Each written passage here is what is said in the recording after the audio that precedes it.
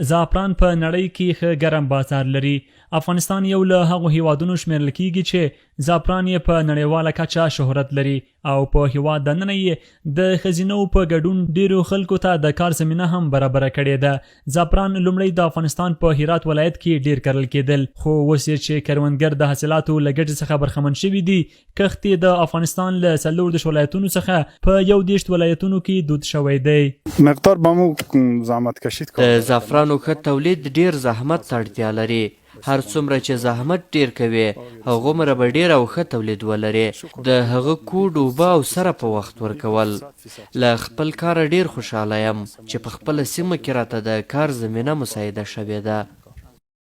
د هرات ولایت د زعفرانو کروندګر او کارکوونکي خوښ دي او وایي چې په هیواد دننه ورته د کار ښه زمینه برابره شوې ده او زیاتوي پر دې ویاړي چې د هرات ولایت زعفران په نړیواله کچه شهرت موندلی او زیات مینوال لري.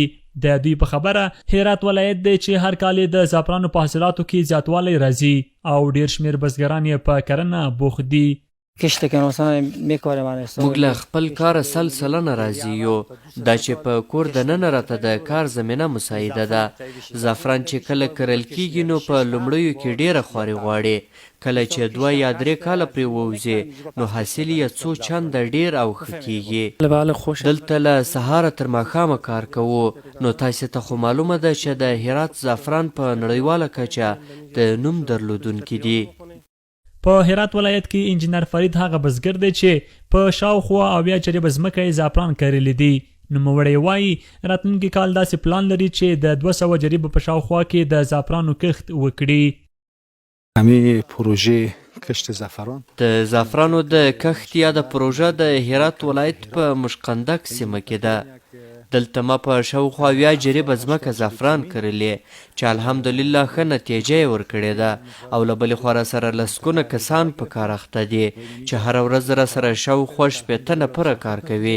کله چې بیا د ګل ټولونې وخت راورسیږي بیا راسره شاوخوا 300 نفر په کار بوخت وي چې زیاتره یې ماشومان او ښځې کار کوي او راتلونکي کې پلان لرم چې شاوخوا 300 جریبه ځمکه زعفران وکرم. د کرنې اوبو لګولو او مالدارۍ وزارت ویان بیا وایي څه کال یوازې هرات ولایت کې په 1000 هکتاره ځمکه زعفران کرل شوي چې یوازې په همدې ولایت کې 10 ټنه تولید لري. دغه راز د هرات ولایت د کرنې ریاست په دې ولایت کې د تقلبي زعفرانو د مخنیوي خبره کوي او وایي له همدې امله اوس د هرات د زعفرانو هم قیمت او هم کیفیت پورته تللی دی. زعفران چې دی صرف په هرات کې تقریبا سږ کال زموږ 10 ټنه تولید دی او پر 1000 هکتاره ځمکه باندې زعفران کرل شوي دي او دغه رقم په نورو ولایتو کې د همکارو مؤسسو په مرسته هغه موږ د زعفرانو پیاز توزیع کړي دي او خلکو ته مو عامه پوهاوی ورکړی دی چې زعفران وکري او دا د دوی د اقتصاد لپاره یو ښه ذریعه جوړېدلی شي.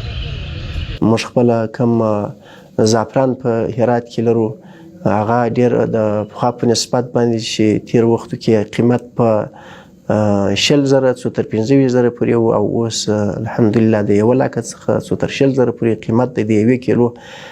نو دا په دې خاطر باندې پورته ولاړ زعفران چې هغه موږ تقلبي زعفران چې هغه مو کوشش وکړي بند مو کړله دلته چې به بیکاره زعفران جوړېدله هغه هم بند کړل. نو د زعفرانو قیمت د ډېر ټیټې درجې څخه ډېر لوړ ولاړی.